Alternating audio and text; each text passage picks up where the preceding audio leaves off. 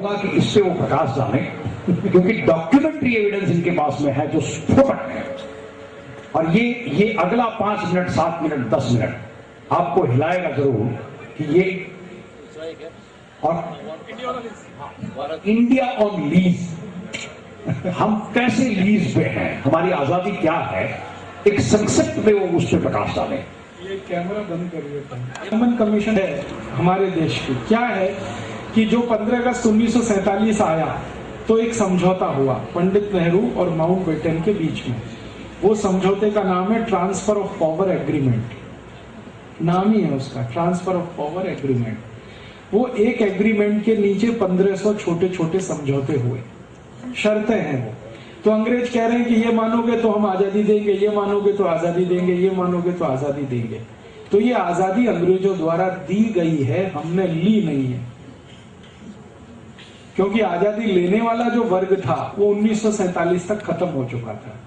आजादी लेने वालों का वर्ग था भगत सिंह का, ऊधम सिंह का, चंद्रशेखर आजाद का, अशफाक उल्ला का, तात्या टोपे का, नाना साहब पेशवा का। ये लोग थे, लोकमान्य तिलक का। ये मानते थे कि हम आजादी लेंगे, लड़कर लेंगे, झगड़ कर लेंगे और अंग्रेजों को मार के बनाएंगे। दुर्भाग्य इस देश का ये हुआ कि 1947 तक इनमें से कोई नहीं बचा, ना भगत सिंह, ना ऊधम सिंह, ना चंद्रशेखर, ना कोई। तो फिर जो बचे वो सब मीडियोकर किस्म के थे। मीडियोकर शब्द आप अच्छे से समझते हैं। तो इन्होंने अंग्रेजों को भगा के आजादी ली है ऐसा नहीं है। अंग्रेजों ने कुछ दया के साथ और प्रेम और करुणा के साथ आजादी दी है, जिसको वो किसी भी दिन वापस ले सकते हैं। ये है समझौता, जिसको ट्रांसफर ऑफ पावर एग्रीमेंट कहते हैं। इसके सारे डॉक्यूमेंट्स लंदन में है, हाउस ऑफ कॉमन्स की लाइब्रेरी में। कुछ हिस्सा उसका मेरे पास भी है, लेकिन पूरा नहीं है। मेरी कोशिश है कि ये भारत में सारे डॉक्यूमेंट्स आ जाएं। एक बार मेरा दिल है कि टीवी पर खोल खोल के सबको पढ़ाया जाए कि देखो ये क्या लिखा नेहरू जी ने, क्या कहा है माउंटबेटन। तो माउंटबेटन के शब्दों में और अंग्रेजों की भाषा में मैं अगर कहूं तो India is on lease for 99 years. 99 साल की लीज पर है आपका देश। 99 साल जिस दिन पूरे हो जाए, अंग्रेजों की औकात है कि वो आपसे वापस ले सकते हैं।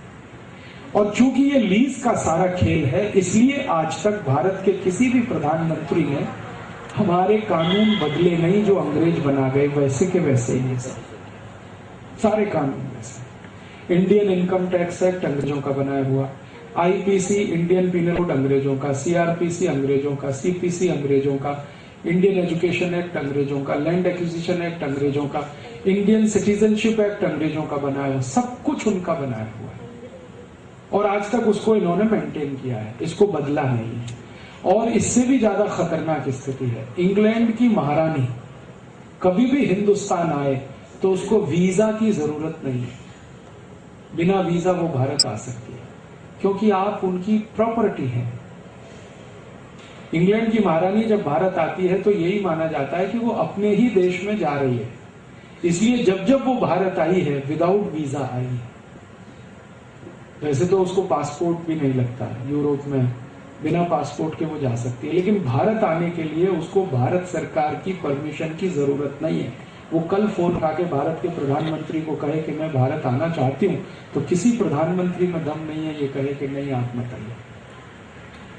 अब मैं एक घटना सुनाता हूँ। इंद्र कुमार गुजराल इस देश में प्राइम मिनिस्टर थे और जलियांवाला बाग हत्याकांड का एक महत्वपूर्ण साल आया था उस समय।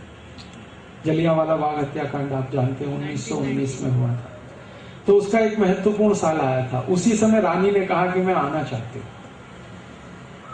तो इंद्र कुमार गुजराल पर दबाव डालने के लिए मैं और बहुत सारे लोग गए थे दिल्ली। उस समय मैं इलाहाबाद में रहता था, और ये कहने के लिए कि मत आने दो इसको, क्योंकि यही वो है जिसने जलियांवाला बाग कांड करवाया था। इसी रानी के आदेश पर गोली चली थी और डायर ने हजारों लोगों के ऊपर गोली चलाई थी, जिसमें से सैकड़ों मारे गए। तो इंद्र कुमार गुजराल ने टका सा जवाब दिया था कि मैं ये नहीं रोक सकता, वो आएगी तो स्वागत ही करना है उसका। वो आई, पूरी भारत सरकार उसके स्वागत में लगी। वो रानी गई, अमृतसर गई, और जखे हुए माने जख्म हमारे जो उसने कुरेदे वहां जाके, और उसने अखबारों में स्टेटमेंट दिया कि मुझे नहीं लगता कि जलियांवाला बाग में कुछ गलत हुआ। जब कोई राजा होता है और कोई प्रजा होती है तो कई बार प्रजा के ऊपर दंड देना पड़ जाता है। तो हमने कहा बात खत्म हो गई। अब आप हमेशा उसको याद करते रहें। ये आपकी प्रॉब्लम है, मेरी नहीं है। ये उसका अमृतसर के पत्रकारों को दिया हुआ बयान था।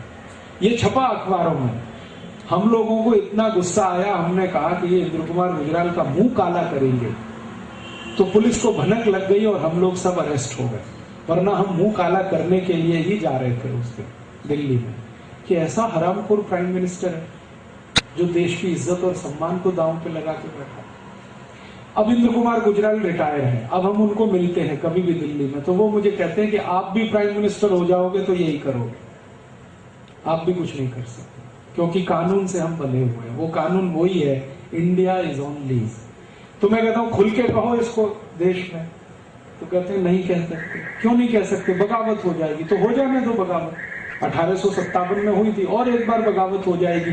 कम से कम दूध का दूध, पानी का पानी तो हो जाएगा। ये अधकचरे हम लटके हुए तो नहीं रहेंगे। तो उनका इतनी हिम्मत किस में है आज? ये है। अब हमारे यहाँ इतनी खराबी है इस लेवल पे कि सुप्रीम कोर्ट का कोई जज, हाई कोर्ट का कोई जज ऐसा कोई फैसला दे जिसका कानून भारत में ना हो, तो हमेशा वो लंदन के फैसले को ही आधार बना के जजमेंट देता है।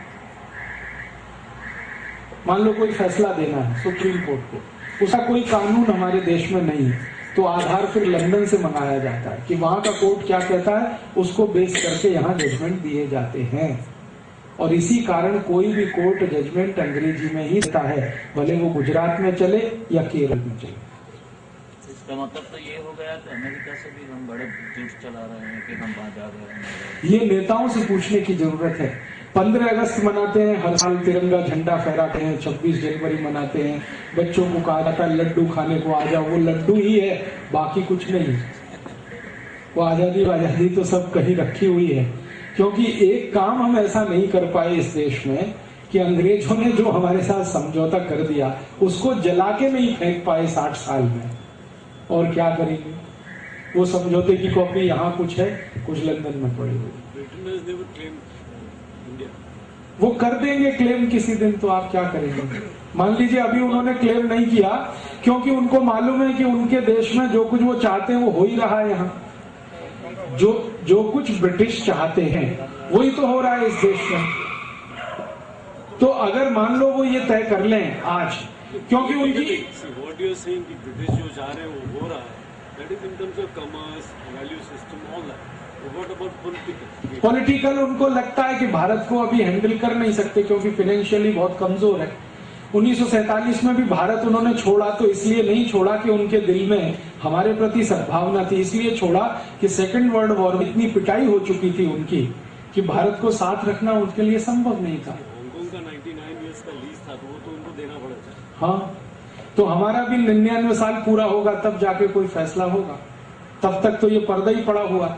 हिंदुस्तान के नेता बात नहीं करना चाहते इस विषय। हांगकांग का जो बहस डिबेट हुआ था वो 10 साल पहले से चालू है कि कैसे ट्रांसफर ऑफ पावर होगा, चाइना में जाएगा कि उसका इंडिपेंडेंस रहेगा। So all that thing started happening 10 years back before it was handed over. So I mean this is a very big issue what you say. 1943 में हमारे यहाँ भी स्टार्ट हो गया था ये सब कि भारत आजाद होगा तो किन कंडीशंस पे होगा, क्या रहेगा भारत में, क्या नहीं रहेगा। As per your revelation, India is on lease, and if India is on lease, it's a big issue. बहुत बड़ा इशू है और ये बिग इशू को खोलने के लिए मेरी बहुत दिल की इच्छा है कि कोई ऐसा चैनल मुझे मिले जो फ्री हैंड दे, तो वो सब डॉक्यूमेंट्स में चैनल पे दिखाना चाहता हूँ। या तो भारत सरकार डिनाई करे कि ये डॉक्यूमेंट्स झूठे हैं, तो ब्रिटिश गवर्नमेंट के सामने हम बात करें कि आपके यहाँ रखे हुए अगर डॉक्यूमेंट झूठे तो आप कहो कि ये झूठे हैं। आपने कोई चैनल से बात किया है? किया था ना, आस्था चैनल से। थोड़े दिन उनके यहाँ कुछ डॉक्यूमेंट्स दिखाया, उसी में उनको पसीना आ गया। एक छोटा सा डॉक्यूमेंट मैंने दिखा दिया कि कांग्रेस की स्थापना कैसे हुई थी, तो उसी में वो किरीट भाई को इतनी तकलीफ हो गई। उन्होंने कहा राजीव भाई आपका तो कोई ना बीवी है ना बच्चा, मेरे तो बीवी बच्चे हैं, मेरा ये लाइसेंस कैंसिल हो गया तो मैं तो सड़क पे आ जाऊंगा। आप कृपया करके इतनी खतरनाक और विस्फोटक चीजें मत दिखाइए।